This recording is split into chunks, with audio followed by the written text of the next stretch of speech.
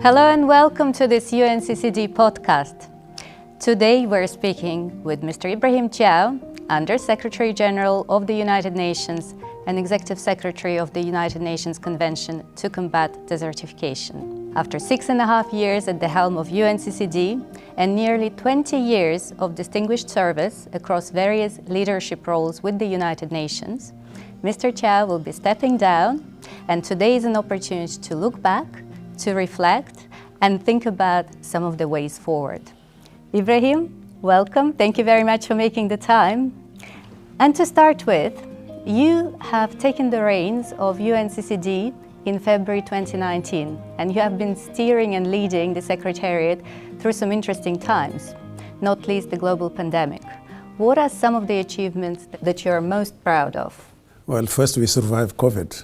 I think that was a tough moment. And not only did we survive COVID, but actually we did our work and we did it even better. Maybe not as much, but what we did was actually good.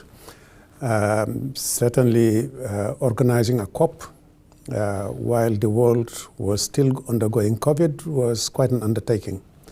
And certainly some of the highlights that we see in the world today on how land is considered and taken into consideration, how drought resilience is taken into consideration is quite an achievement. And I really would like to take this as an opportunity to thank UNCCD staff and UNCCD parties for all they have done during this 6.5 years. Well, let's look at your career overall in the environmental space, which actually has coincided with so many momentous developments in the environmental agenda, not least the Rio Earth Summit, which gave birth to the 3 conventions, including UNCCD, alongside, of course, our sister conventions on climate and biodiversity. How do you perceive the importance of the environmental agenda now within the United Nations compared to, say, 10, 20, or even 30 years ago? Well, I remember when we were preparing for Rio in 1992. I was a young civil servant from my country, and I know how skeptical the world was at that time. Not many people believed that the environment was an important issue. And I do remember myself when I got my baccalaureate, I decided to do some studies related to ecology. Most of my family members could not understand why I chose something that is so less important to at that time and was being seen as a job that not as much as important as being a doctor or professor or someone who would service the world. So I think the world has gone through a major shift in trying to understanding actually how important the environmental issues are. But unfortunately, it was a bit late because we were victims of either droughts or desertification or hurricanes or disasters of some sort before we woke up to the issue that the environment is important. We had to see people being affected by pollution or by forest fires or by any other natural hazards before we actually realized that there is something wrong in our life. And today, with the new generation that we see, I think there is a much higher understanding about the links between human well-being and the environment. But at that time in 92 or even in 72, before 92, it was not that much important for most policymakers in the world. Yes, Mr. Thiaw, I'm going to jump in. Now we're talking about mostly communication, and you've shared your experience in Mauritania growing up, and you've always, I remember the first meeting that I had with you, you reminded me that you wanted to put human at the forefront. Now looking back for the 6.5 years when your convention was tested, what was that story, that human story that always you reflected on and be like, our work is really important? Well, first of all, myself, I never had any doubt that that link was there because I lived through it myself. as a teenager, and so that sort of was my North Star in terms of communications. I never considered the numbers of people affected by drought or desertification as statistics. I always saw human beings behind them. I actually have human faces. I remember so many people who were affected by these issues that anytime I refer to it, I actually see human beings. I see economies. I see ecology. I see ecosystems being affected. So it's very important, and I think that helped a lot in terms of helping me communicate. It helped a lot also shape some of the policy documents that we produced here, trying to connect land and drought with a number of sectors which otherwise would not be considered as important, be it economy, be it health, be it human well-being, the impact on youth, on rural women. So I think it is very important that we connect what we do with human well-beings, with migration, with security, water scarcity, food security, and so forth. So yes, it is certainly important that we continue to communicate that, and as we said, put a human face.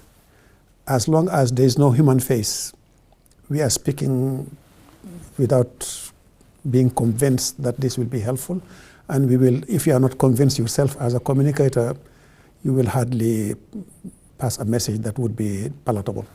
I'm going to continue on that human face. We've seen young people and women at the center of our different campaign that we have done. What do you think, or what message would you have for those young people and rural women today as you're stepping in from this role? They have the power. They have the power to change. They have the power to shape.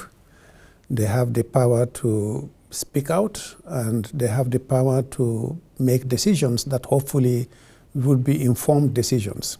We certainly have highlighted some of the challenges that the world is faced with at the moment, including when you speak about women, issues of land tenure and security, land security, and so forth.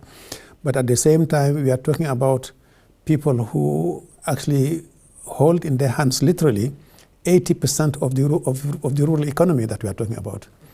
We are talking about in some regions, young people who represent not less than 35 to 40% of the population being at the age of 30 or 40. Or even in some countries, you have more young people than adults. You have more children actually than adults in some countries.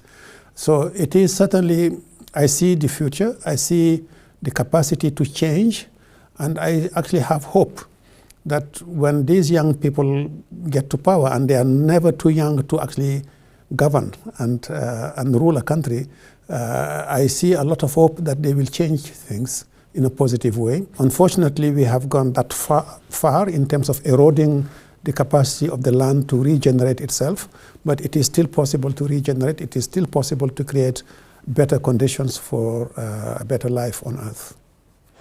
Well, let me pick up on that, because we've seen in the past decades, and you've certainly seen it, that many of the critical indicators of the well-being of our planet, unfortunately, are not pointing and moving in the right direction. We're seeing it with land degradation that is continuing at extraordinary and accelerated rates. We're seeing it with climate. We're seeing it with biodiversity.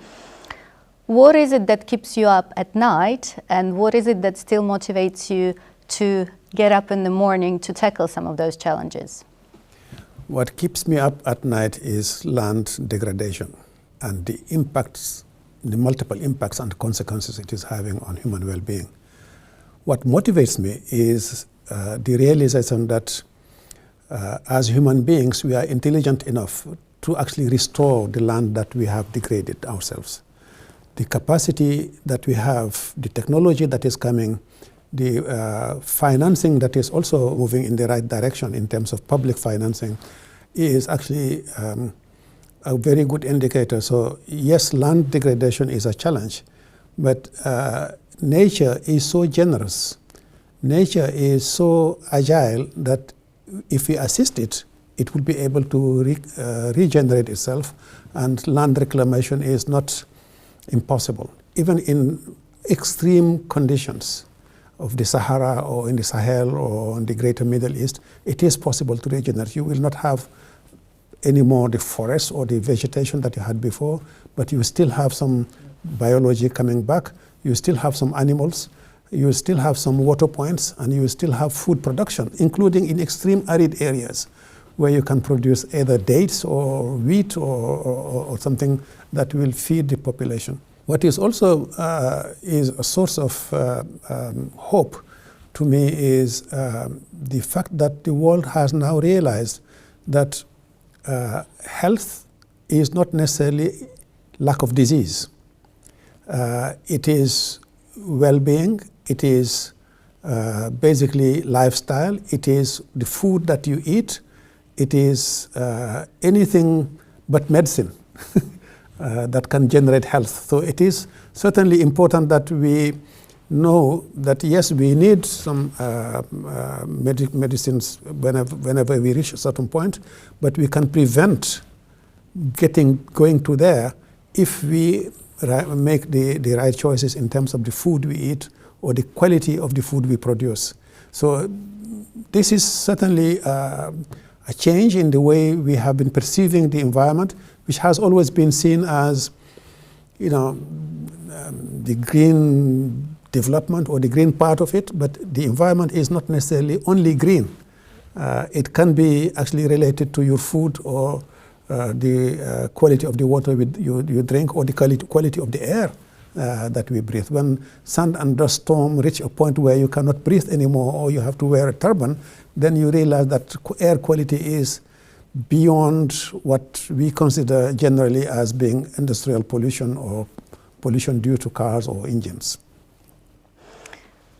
Well, let us again, sort of step back and look at your journey. You started your career as a forester in your country, Mauritania. Today, you are concluding your career with the United Nations as one of its top officials. What are some of the factors behind this incredible journey, and what is the advice that you would share with young professionals who are starting out today? That's very interesting because you said that I'm a forester and I'm from Mauritania. It's almost an oxymoron. But I choose that sector for my studies. This is where my family did not understand at that time. But I decided to actually choose that path when I was around 14, 15, seeing how badly people were affected by a changing environment, and I never changed my path. I have always followed that path, and I think if there is anything that I could, recommend to anybody, is to actually believe in what you do and to trust yourself and to persist. It was not an easy ride. Certainly, even the material conditions for me at that time to study were not easy. I'm not coming from a wealthy family. I'm not coming from a wealthy country.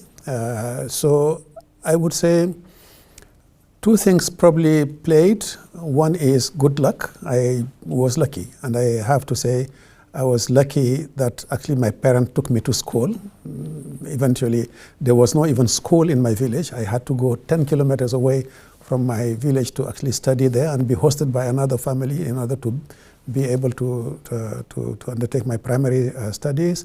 And certainly, was it not that the government at that time was encouraging studies at the secondary school, I would not have moved from my village to a city, the next city, where I could undertake my studies. And certainly, that helped a lot. I felt like I'm privileged. I was given the chance to actually do something. Therefore, I have to pay back. So I had to pay back at the national level, where I worked for 10 years in my country before I moved on to another career. And wherever I was given the opportunity, or I saw the opportunity of doing something positive, I tried to. I'm not saying that everything was successful, but I tried to be successful. And I have to say it's a blessing, first of all, to be in good health. It's a blessing to be able to serve. It's a blessing to be able to contribute to something that I believed in. And it's a blessing to be able to work for international organizations, including the IUCN and the United Nations. And certainly a blessing to be in the position where I have been in UNCCD. And a blessing to meet so many young people and professionals who believed in this and who basically joined hands with me to achieve something that I think was useful, I hope will be useful to the world and will continue to be useful. And what's the main advice?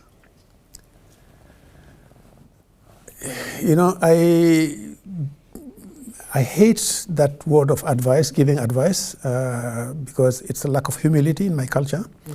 But I can share my experience, just in the same way as I share it with my children. Follow your gut, be persistent, never give up. Giving up is not an option, and basically generate your energy from the challenges that you are faced with. If the world was not full of challenges, I would not have been where I am at the moment. Certainly that drought that occurred in my early teenage period formed me a lot and transformed me in the way I see things. And I never see a challenge and just lay back and say, okay, I am defeated. I will do my best. Sometimes I am defeated, but I will do my best to overcome that challenge. I'm going to follow up with challenges. The world is facing the UNCCD reforms. It is challenging for all of us. It's a challenge for young professionals. So what is your take? How would you see it? What is the future of multilateralism look like for you? Okay, I think the UN 80 to me is not a challenge. Okay. It's an opportunity. The UN turns 80. It's quite an achievement.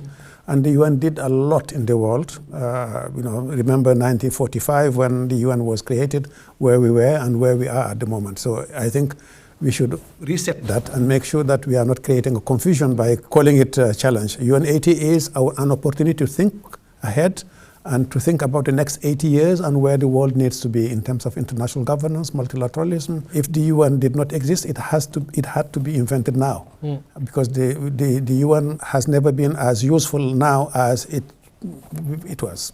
The challenge that you are referring to may be due to some financial issues, maybe due to some governance issues. These are hurdles. They will be overcome. The world will overcome this, and it is certainly not easy at the moment as we live it, just as the COVID was not easy for us. But we managed to overcome the COVID, which was much more challenging, and we managed to put ourselves in a much better position. So the current challenges will be behind us in the next few years, a few weeks or months.